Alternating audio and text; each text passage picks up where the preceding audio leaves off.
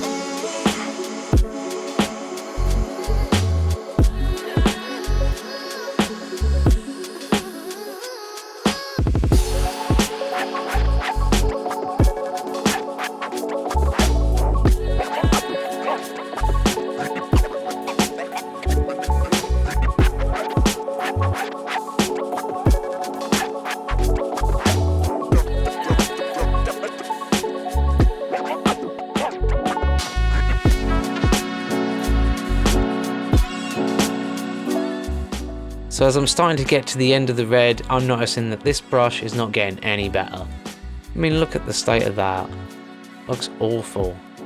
So that's the red all on. Now to leave it to dry, and then once it's dry, I can start putting on the imitation gold leaf.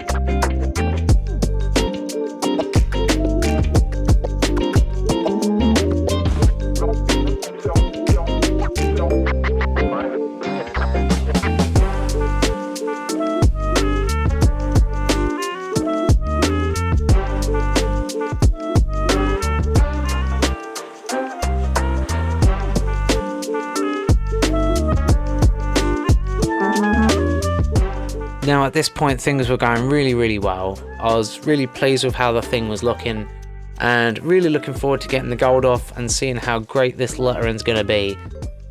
Unfortunately, luck was definitely not on my side. Now I've tested imitation gold leaf before and I've not had it stick to the background quite like this.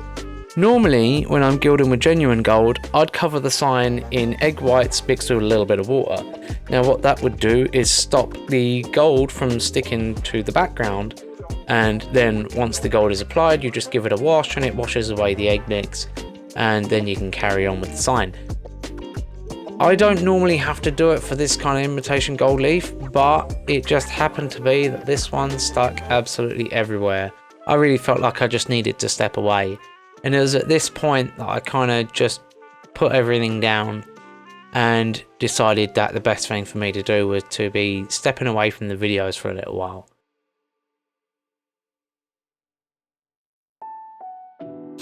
And what felt like an eternity later, I was ready to come back and return to painting this sign and the YouTube in general. So I figured I'd do the shading off camera and just have some fun, just spend my evening relaxing and just paint it in and try out a little bit of the blending as well. And at this point, I'd absolutely covered the entire sign in egg whites, and that is going to stop the gold leaf from sticking to the background.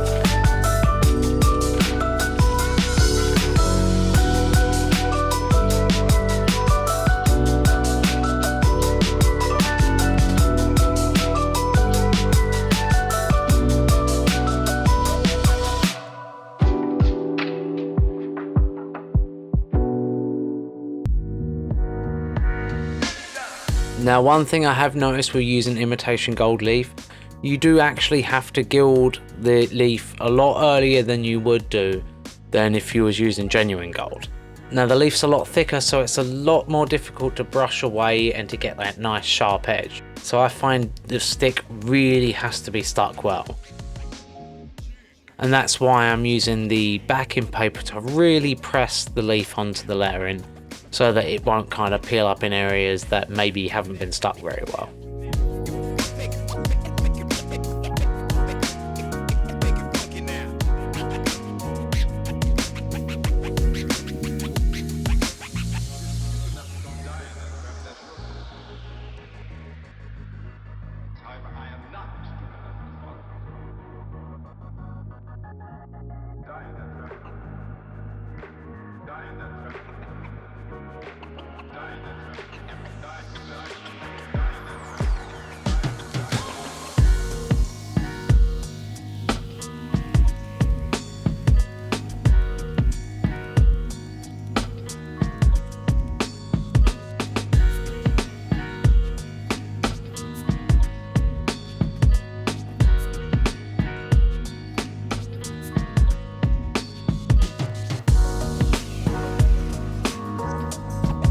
Okay, this thing's looking pretty cool. I do think the shading could be done a little bit better, so there's a little bit of tidying up on there. And just general touching up here and there. I'm going to put a panel line on it because I feel like it's missing it, and of course I've still got the text to go underneath.